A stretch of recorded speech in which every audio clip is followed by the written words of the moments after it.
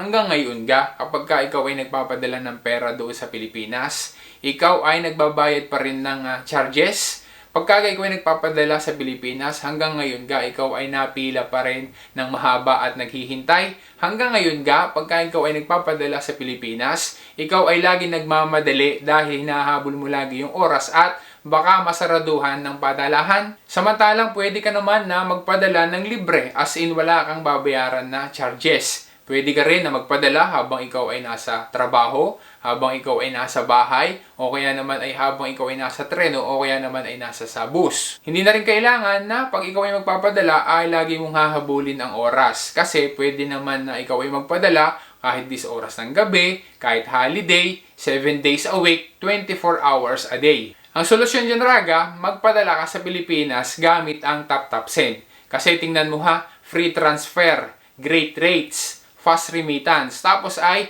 may matatanggap ka pa na bonus doon sa iyong first transfer basta't gagamitin mo lang ang iyong promo code na RAGACHAD. Are ang mga bansa na kung saan ay kapag naandyan ka, pwede kang magpadala sa Pilipinas gamit ang TapTap Send. At meron pang ilang mga bansa na mapapadagdag pa diyan. Pwedeng matanggap ang ipinadala mo via major banks doon sa Pilipinas. Pwede rin sa mga mobile wallets kagaya ng GCash, Maya, and soon ay magkakaroon pa ng iba't iba pa na mga pick-up center. Kaya Raga, itap-tap send mo na yan.